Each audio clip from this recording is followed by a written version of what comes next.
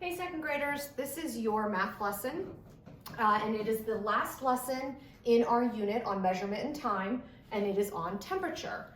So we're going to do this lesson, short video for this, and then I've also listed the other topics that are in this unit that you can practice at home, telling time to the nearest quarter hour and telling time to the nearest 5 minutes, as well as measurement, centimeters, inches, feet, yards. So grab a ruler if you have one, or you can grab a tape measure or something and practice measuring some items at home as well. When we return to school, we will have our assessment on measurement and time. And so those will be the topics, including temperature, that will be on the assessment. So temperature is something that you are actually probably really familiar with these days, because every morning, the first thing we do now is take your temperature. But you are seeing a digital thermometer that looks like this or something like this, which is very easy. You can just click the button and it reads the temperature. But you might also find yourself in a situation where you actually are using a thermometer, which would look something like this. Okay, and here I have a little diagram of a thermometer and temperature.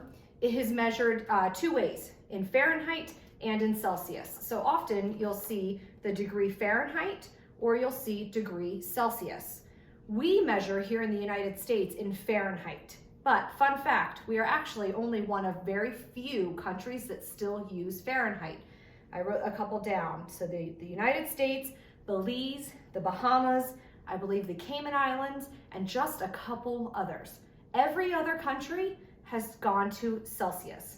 And after I talk a little bit about it, you might understand why. It's a little bit easier to remember, different set points. So on a regular thermometer, you're going to have the scale, which lets you know what the temperature is, where you can read it. You'll notice that this looks similar to a ruler, okay, where you have the numbers and some lines, bigger lines and smaller lines, letting you know how to read it. There's a liquid. It used to be a mercury liquid that was the red liquid inside of thermometers, but they really don't make them with mercury anymore. Oftentimes it's an alcohol or other kind of substance that they've used to make them a little bit safer. Down here is the bulb part of the thermometer, and then the tube, okay? Thermometers can be very fragile, often made of glass. So anytime you're handling one, if you're not sure what it's made out of, you should handle it with care. It's rather fragile. So when you're reading a thermometer, similar to when you are, again, looking at a ruler, you're going to look at where the red line stops, okay? If you're measuring in Fahrenheit, for example, this one is coming up to 80. So we would say 80 degrees, and again, degrees is signified with that small circle in the upper corner. And because I'm looking at Fahrenheit, I would include a capital F. If I use the same thermometer, but I look at the Celsius, I come up and I see where the red line is, and it's in between my 20 and my 30. So I would say it is about 25, again, degrees, but this time it's Celsius. So I would use a capital C. I have also another thermometer here just to show you. This one's a little bit bigger. This one is only Fahrenheit, okay? And if I were to measure this one, I notice it's between 35 and 40, so probably right around 36 degrees. Right here, 36 degrees.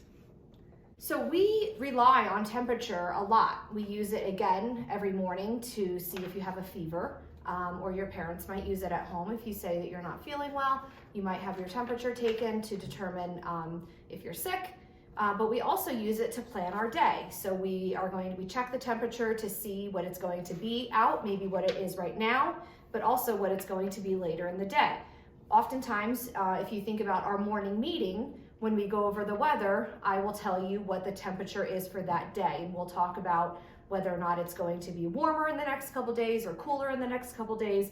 And we use this information to plan what we're going to wear, to make sure that we're dressed appropriately, and also to plan our activities. If it's going to be too cold, we may not plan something outside, or maybe we do plan to go up in the mountains to enjoy skiing or something like that. If it's warm out, we might decide to go to a lake or go paddleboarding. So we use temperature a lot to plan our daily lives. So going back to the difference between Celsius and Fahrenheit, again, we use Fahrenheit here in the United States, but other countries use Celsius. And I just want to point out a couple things. So when we talk about at what temperature water freezes, okay, so when water changes from a liquid to a solid, okay, in Celsius, the temperature that water freezes is 0 degrees Celsius. Pretty easy to remember. Water freezes 0 degrees Celsius. In Fahrenheit, though, it freezes at 32 degrees, okay? So it's a different scale, and it's kind of, sometimes it's a little trickier to remember 32 versus the 0. And boiling, water boils,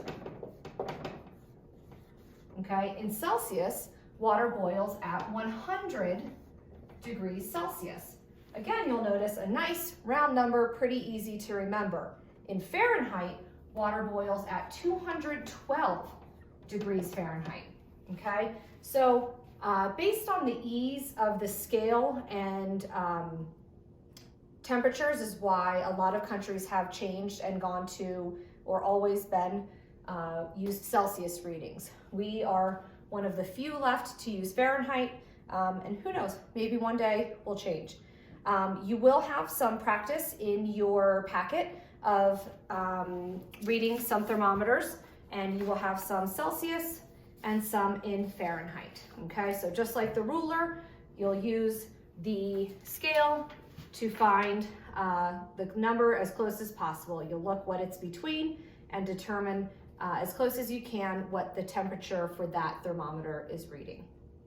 Okay, that's it. Just bring it with you the next time we meet, and I will see you soon.